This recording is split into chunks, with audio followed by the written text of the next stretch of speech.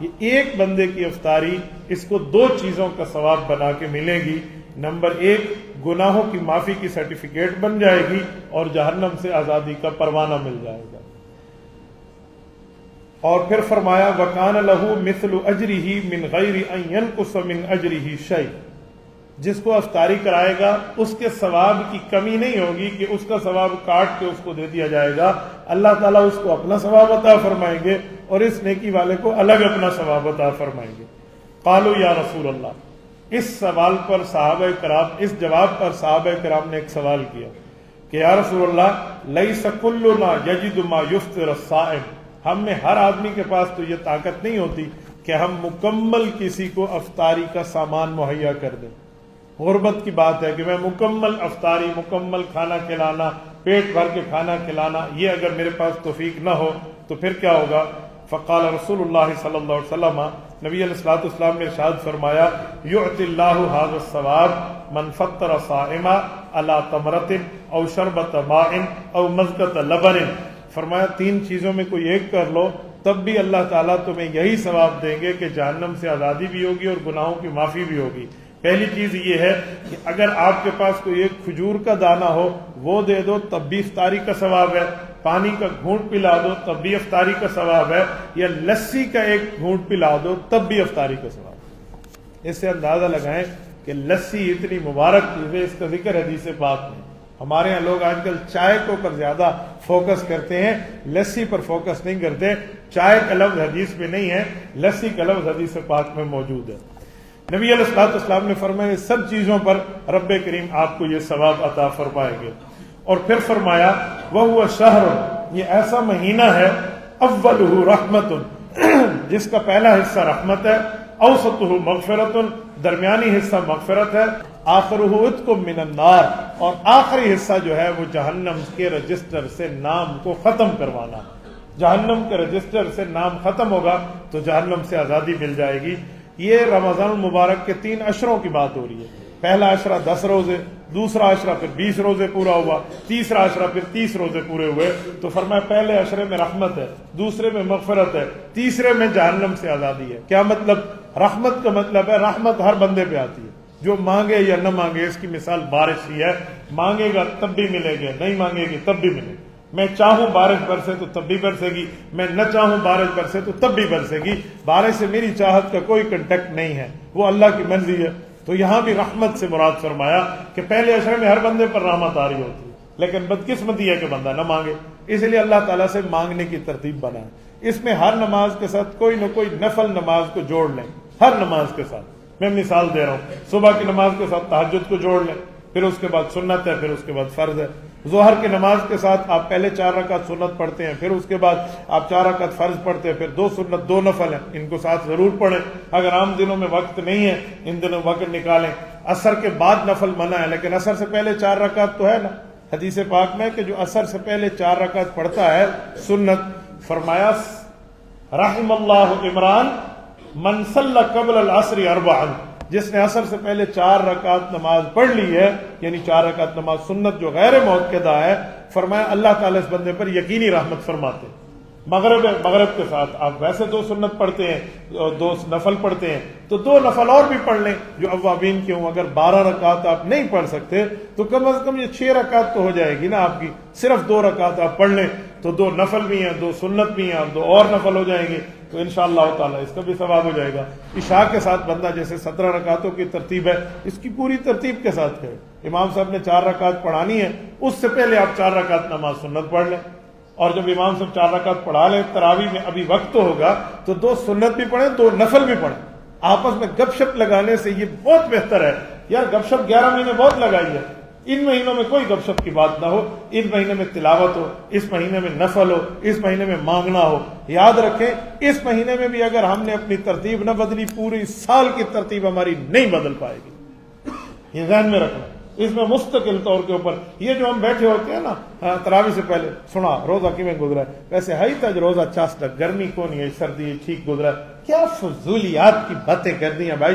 تیرے کہنے سے روزہ نرم ہوگا، تیرے کہنے سے روزہ گرم ہوگا. ہم نے شیطان کی پٹی پہ چل کے اپنی نفل کے نماز کو ٹائم ضائع کر دیا. تو یہ مستقل کی ترتیبیں رکھیں.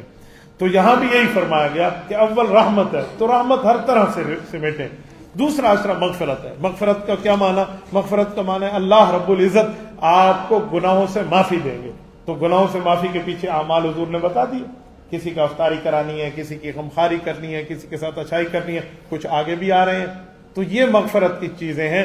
تو مغفرت مانگے اللہ تعالیٰ سے دوسرے عشرے میں کہ اللہ معافی دے دے, غلطی ہو گئی, اللہ معافی دے دے, گناہوں کو پورے سال کے گناہوں کا یوں کفارہ ہو جائے گا اگر اس مہینے کو بندے نے اچھے ترتیب پہ گزار لیا. تو آپ اس طرف. اور تیسرا عشرہ فرمایا پھر تو جو ہے نا سخاوت کے دروازے کھول دیے جائیں گے کہ آؤ یہ جہنم کا رجسٹر ہے جس نے اپنا نام کٹوانا ہے. تو اس میں مانگے نا اللہ سے کہ اللہ یہ فضیلت مجھے بھی دے دے, یہ چیز مجھے بھی دے دے. اب کوئی یہ بہانہ نہیں کر سکتا کہ مجھے شیطان نے روکا ہے. شیطان گرفتار ہے بھائی, شیطان نے نہیں روکا. آپ نے شیطان کے ساتھ یاری اتنی مضبوط لگائی ہے کہ اس یاری کا اثر آپ کو لگ رہا ہے اگرچہ وہ جیل میں ہے. تو اس لیے اپنی اس یاری کی ترتیب کو پیچھے لائیں, ریورس گیئر لائیں, گناہوں کی بریک لگائیں, اپنے آپ کی ترتیب میں اپنے آپ کو عادی کریں. یاد رکھیں جسم عادت کا پابند ہے, عادی بنائیں گے بنے گی. کل مجھے ایک دوست نے کہا کہ حضرت میرے لیے قرآن پاک پڑھنا مشکل ہے, میں ایک پارہ نہیں پڑھ سکتا روزانہ کی بنیاد. میں نے اسے ترغیب دی, میں نے کہا پڑھو.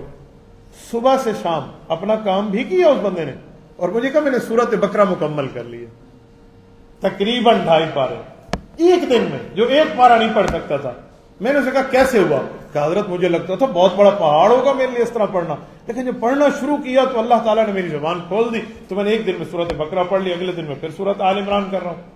تو آپ اندازہ لگے تھوڑی سی ہمت کرنی ہوتی ہے, تھوڑا سا پاؤں اٹھانا ہوتا ہے. وہ کہتے ہیں نا اٹھ باندھ کے مر کیوں ڈرتا ہے, پھر دیکھ خدا کیا کرتا ہے. اللہ پہ توکل بھی بندہ کرے نا. جب شیطانیت کے معاملات بند ہو گئے ہیں تو چلنا بہت آسان ہے بندے کے لیے. بس یہ ہے کہ اپنے آپ کو تھوڑی عادت میں ڈالیں. حضور علیہ الصلوۃ والسلام نے آگے فرمایا لوگوں یاد رکھنا, من خفف عن مملوکہ, کوئی سینئر ہے کوئی جونیئر ہے, ایک مالک ہے ایک نوکر ہے. فرمایا اپنے نوکر, اپنے ماتحت, اپنے جونیئر, اپنے سرونٹ, اگر تمہیں اختیار ہے تو اس مہینے میں رمضان المبارک کی برکت کی وجہ سے اس پر بوجھ کم ڈالو, بوجھ کم ڈالو. جو اپنے اس سرونٹ سے, اپنے اس نوکر سے, اپنے اس جو ہے نا خادم سے آپ جو خدمت عام مہینے میں لیتے ہیں نا, اس مہینے میں اتنی نہ لیں, تھوڑی تخفیف کر لیں, کمی کر لیں. کس میں؟ کام میں کمی کریں, تنخواہ میں نہیں. یہ نہ کہنا تو نے کام کم کیا تنخواہ کم کر رہا ہوں, نہیں. من خفف عن مملوکی, کام میں کمی کر دیں.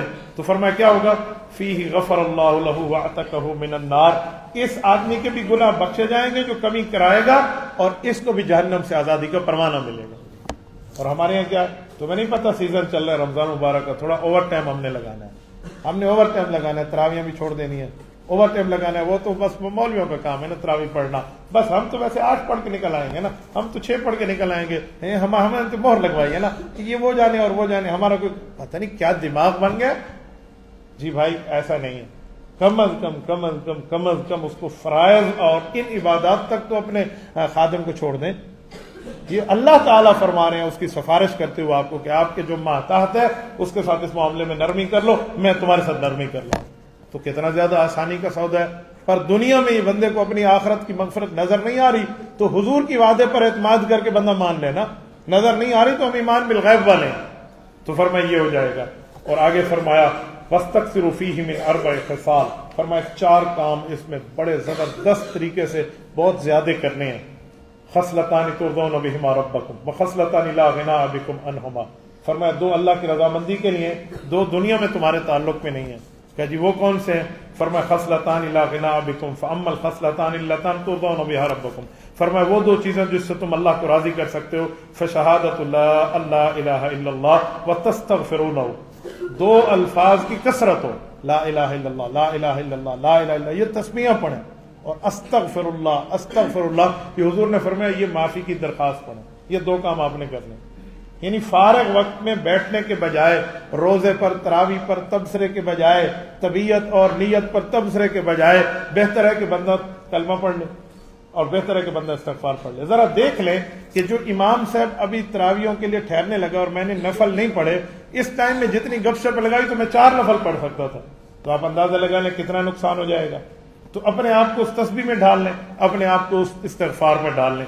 فرمایا 2 چیزیں ہیں, اور 2 چیزیں وہ ہیں جو تمہیں دنیا میں نہیں بلکہ اللہ نے آخرت میں دینی ہے. وہ کیا ہے؟ فرمایا فَتَسْأَلُونَ اللَّهَ الْجَنَّةَ وَتَعُوذُونَ مِنَ النَّارِ, ایک کہنا اللہ جنت دے دے اور دوسرا کہنا اللہ جہنم سے پناہ دے دے۔ فرمایا جہنم سے معافی مانگ لو، پناہ مانگ لو اللہ کی، اور جنت کا سوال کر لو اللہ سے، یہ دو کام ہیں۔ تو کتنے ہو گئے؟ 4۔ لا الہ الا اللہ کی تسبیح ہے، استغفر اللہ کی کثرت ہے، جنت مانگنا ہے، جہنم سے پناہ مانگنا ہے۔ فرمایا یہ 4 چیزیں ہو گئی۔ اور آگے فرمایا نبی پاک صلی اللہ علیہ وسلم نے فمن سقا صائما، فرمایا جس شخص نے کسی روزہ دار کو پانی پلایا، کسی روزہ دار کو پانی پلایا، سقاہ اللہ من حوضی شربتا لا یظمأ حتی یدخل الجنہ، فرمایا اس پانی پلانے والے کا بدلہ یہ ہے کہ اللہ اس کو قیامت میں میرے حوض کوثر سے ایسا پانی پلائیں گے جس پانی کی خصوصیت یہ ہوگی کہ اسے جنت میں داخلے تک پیاس نہیں لگے گی۔ کتنا دن ہے قیامت کا؟ ایک دن۔ کان مقدارہ 50 الف سنہ۔ ڈائجسٹ نہیں پڑھ رہا، اخبار جہاں نہیں پڑھ رہا، سورۃ معارج 29واں پارہ اللہ کا قرآن پڑھ رہا ہوں، 50,000 سال کا ایک دن ہوگا۔ مجھے بتائیں اس پانی کی کتنی برکت، کتنی رحمت اور کتنی عظمت اور کتنا مقام، کتنا مرتبہ، کتنا درجہ، حیثیت اور ویلیو ہوگی جو نبوت کے ہاتھ سے ملے گا، اور اللہ نے تمہیں 50,000 سال کے دن میں کسی قسم کی پیاس دوبارہ نہیں دینی۔ اور فرمایا حتی یدخل الجنہ، جب تک یہ جنت داخل نہ ہوگا اس کو پیاس نہیں لگے گی۔ یہاں ایک اشارہ ہے کہ اگر پانی پی لیا اور درمیان میں کوئی تفتیش ہو گئی، کوئی پوچھ گچھ ہو گئی، کچھ فرشتوں نے درمیان میں روک لیا یہ کیوں کیا، یہ کیوں کیا، تو اس کی ٹینشن یہ نہیں ہوگی کہ تمہیں پیاس بڑھا دے۔ ورنہ ہے نہیں کہ بندہ روئے گا اے کاش میں 7 سمندر بھی پی لوں تو پیاس نہیں بجھے گی۔ یہ وہ حدیث پاک کی طرف اشارہ ہے کہ آپ کو اتنی فضیلت مل رہی، کتنا آپ نے پانی پلا دیا۔ اس پانی پلانے میں ہم مردوں کو بھی شامل ہونا چاہیے، صرف گھر کی خواتین کا معاملہ نہیں ہے۔ سحری بھی تو نے پکانی ہے، افطاری بھی تو نے پکانی ہے، لگانا بھی کھانا میرے سامنے تو نے، پانی بھی تو نے پلانا ہے۔ میں افطاری کروں چل پانی لے آ، یہ کوئی بات ہے؟ اور تو نے پانی کیوں نہیں رکھا دسترخوان پہ؟ یہ ہم گھر کی عورتوں کے اوپر مرد بننے کے لیے کوئی 30 مار خان بنتے ہیں۔ بھئی آپ بقرعید کے کام آئیں گے، آپ کے لیے کوئی ثواب نہیں، ہم نے کوئی کام نہیں آنا، ہم پانی بھر کے رکھ دینا، کیا ہوتا ہے؟ یہ کون سی مردانگی میں کمی آ جائے گی؟ کیا مجھے ثواب نہیں چاہیے؟ گھر کی خواتین کی اس مسئلے میں 100% عزت کرنی چاہیے کہ جو ہمارے بعد میں گھر میں سوتی ہیں اور ہم سے پہلے اٹھ کے ہمیں سحری اور افطاری لگا کے دیتی ہیں۔ انہوں نے دھوپ پہ تو چھوڑا، چلو اس کے اوپر تو ٹھہرنا ہے نا، آگ کے اوپر، تو پھر اس کے اوپر تو بندے کو کچھ معاملہ رکھنا چاہیے، پانی کے معاملات میں، تعامل کے معاملات میں اپنے آپ کو شامل کرنا۔ تو یہ نبی علیہ الصلوۃ والسلام نے چند باتیں ارشاد فرمائی ہیں جو میں نے سعید بن خزیمہ کے حوالے سے آپ کی خدمت میں رکھی ہے۔ اللہ رب العزت ہمیں اس پہ عمل کی توفیق عطا فرمائے۔ جزاکم اللہ تعالی۔ اقول قولی ھذا واستغفر اللہ وآخر دعوانا ان الحمد للہ رب العالمین۔